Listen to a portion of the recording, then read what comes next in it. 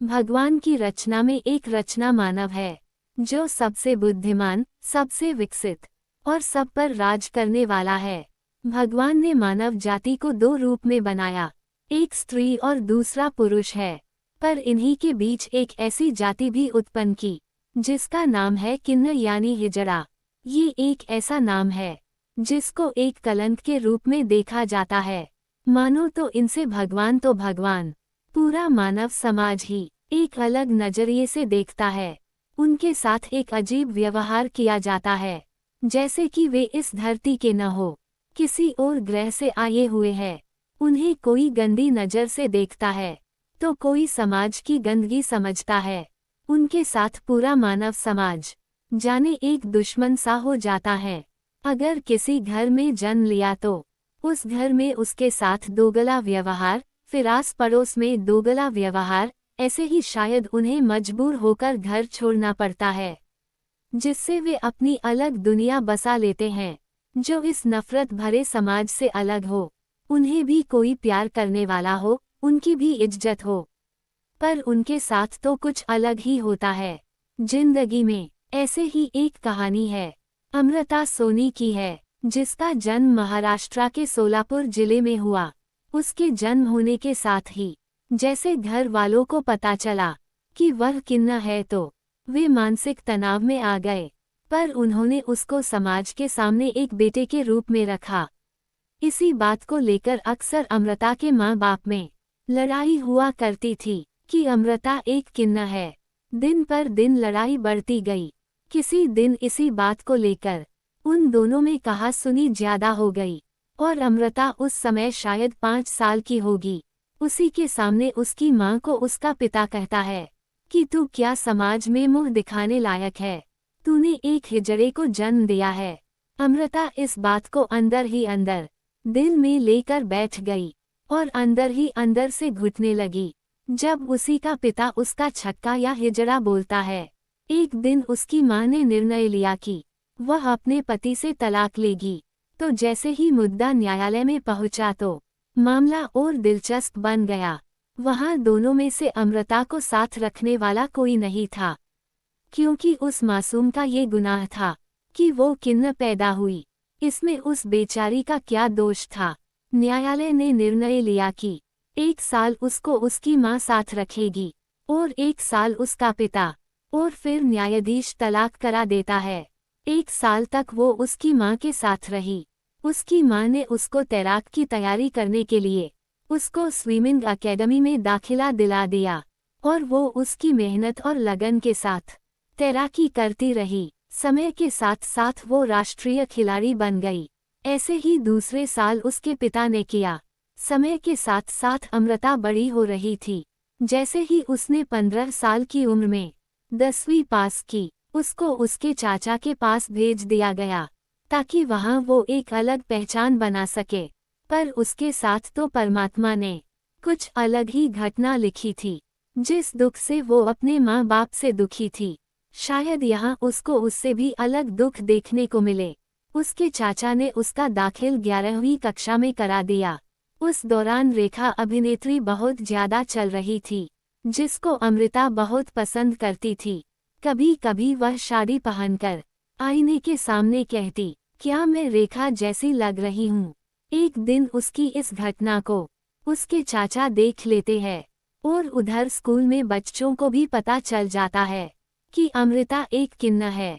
उधर स्कूली बच्चे उसे छक्का कहकर चिढ़ाने लगे, और उन्होंने निर्णय लिया कि हम उसके साथ नहीं पढ़ेंगे।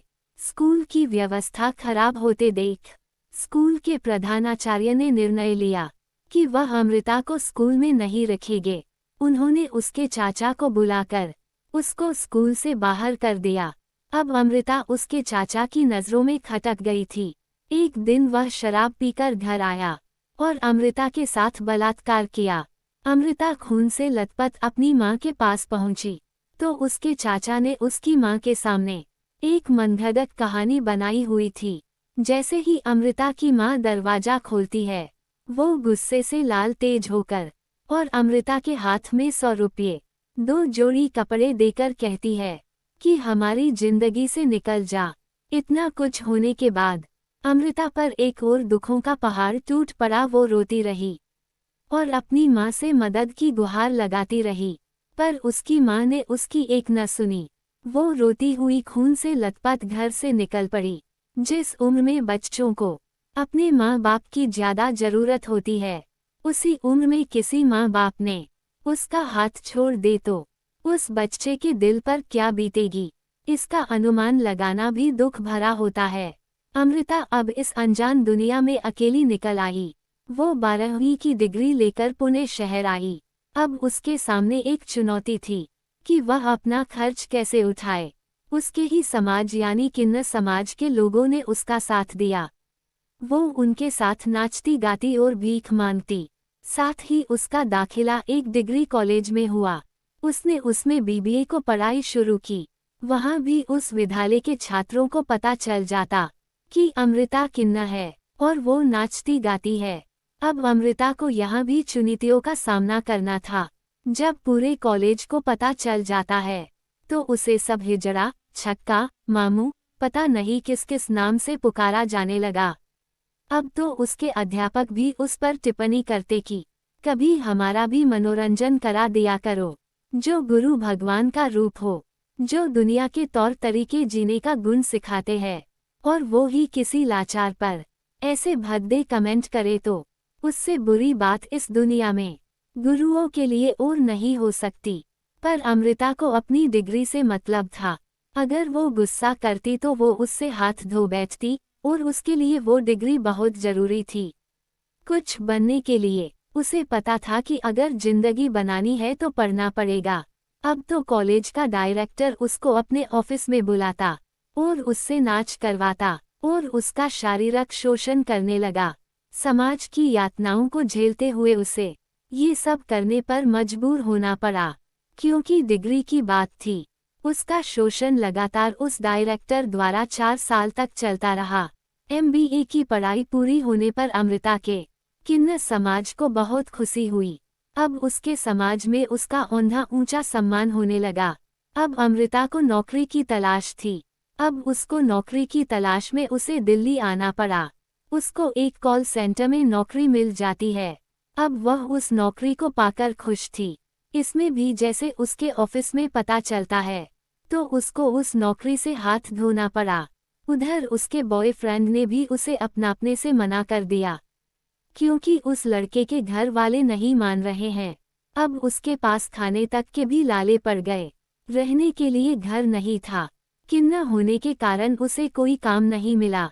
वो अब सड़क की रेड लाइट पर भीख मांगनी पड़ी।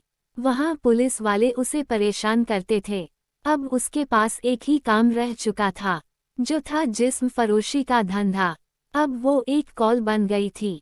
रात के अंधेरों में अपने जिस्म को बेचकर अपना खर्चा पानी निकालने लगी।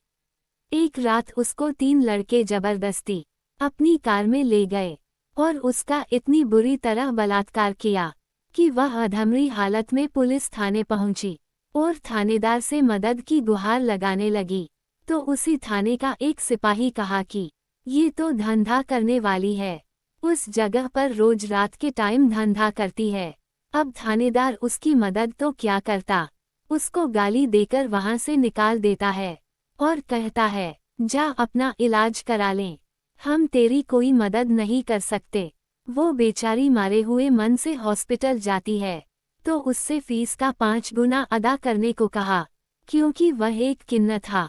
किन्नर के साथ समाज की ऐसी स्थिति होती है कि उनको सामान का 2 गुना या उससे ज्यादा अदा करना पड़ता है।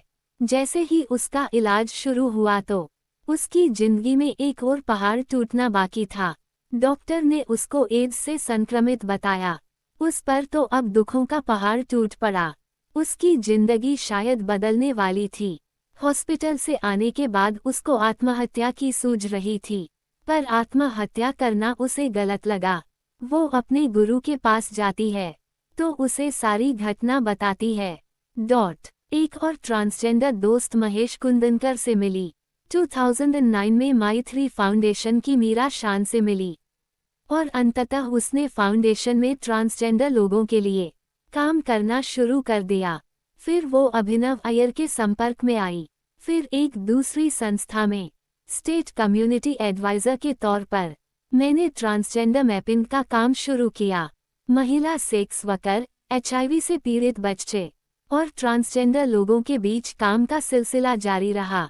इस दौरान उसने अपनी एक नई दुनिया बना ली। कई लोग जीवन में मिले जो रिश्तेदारों से कहीं बढ़कर थे।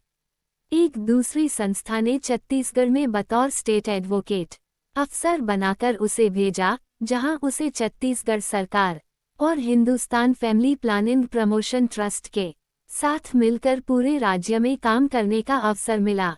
और अब उसे यह नई जिम्मेदारी मिली है, जहां वो समाज के सभी लोगों के स्वास्थ्य के अधिकार के लिए काम कर रही है।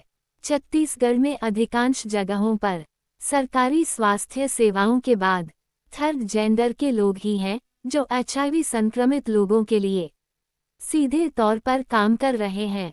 उन्हें थर्ड जेंडर का दर्जा जरूर मिला है और समाज में उनके प्रति बदलाव भी आया है, लेकिन यह बदलाव उतना नहीं है।